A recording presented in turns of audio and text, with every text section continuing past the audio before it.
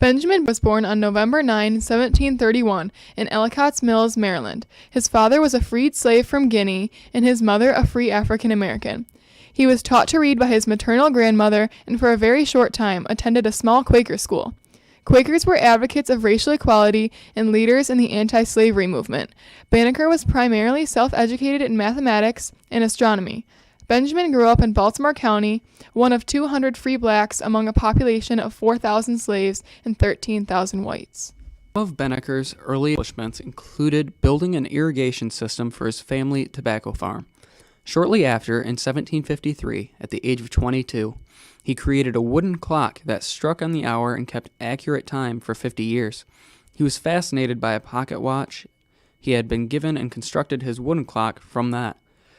He continued to make more complicated clocks with his friends, the Ellicotts. The Ellicott brothers lent Benjamin Banneker books on mathematics and astronomy to help him further his education. Ben's parents died and he built a log cabin on the family property with an open sky roof to study the stars. He made money by growing and selling tobacco to fund his research. He was self-sufficient on the farm because he had a vegetable garden, fruit orchard, and a beehive. Benjamin Banneker made 6 famous almanacs in his log cabin. He made astronomical calculations that predicted solar and lunar eclipses accurately. These were placed in many editions of a 6-year series of almanacs. He also included tide tables of the Chesapeake Bay in the almanacs, stating at what time the tides would be high and low. Early editions of the almanacs helped him achieve commercial success. These almanacs opened many doors in astronomy because Banneker made new discoveries. Benjamin Banneker also wrote letters to Thomas Jefferson about anti-slavery and racial equality. He used Jefferson's words against him as he stated, "All men are created equal." His letters to Jefferson were included in one of his almanacs. He was an influential voice for the abolition of slavery. Benjamin Banneker married. He continued to conduct his scientific studies throughout his life. By 1797, sales of his almanac had declined and he discontinued publication. In the following years, he sold off much of his farm to the Ellicotts and others to make ends meet, continuing to live in his log cabin. He developed alcoholism throughout the late years of his life. Banneker died on October 9, 1806. Banneker kept a series of journals that he recorded his dreams and astronomical and mathematical calculations. He also recorded in that journal the behavior of honeybees and their hives. On the day of his funeral, his log cabin burned down.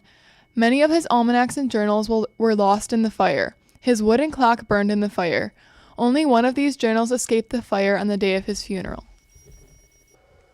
Benjamin Banneker's contribution of the clock that strikes on the hour is relevant today because our clocks are based on his original work to keep accurate time.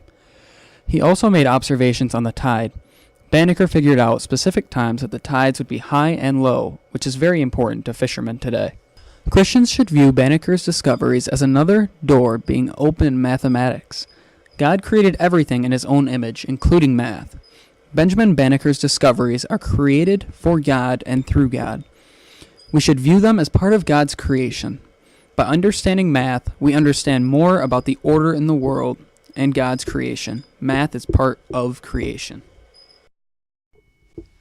Banneker also made an impact on the anti-slavery movement and racial equality. Galatians 3 verse 28 says, "There is neither Jew nor Greek, there is neither slave nor free, there is no male and female, for you are all one in Christ Jesus." God created man in his image. All men are created equal and God judges everyone the same. It doesn't matter who they are. As Christians, we should not discriminate. Benjamin Banneker took a bold step during his time as a black man to challenge a wealthy white man on the topic of slavery and racial equality.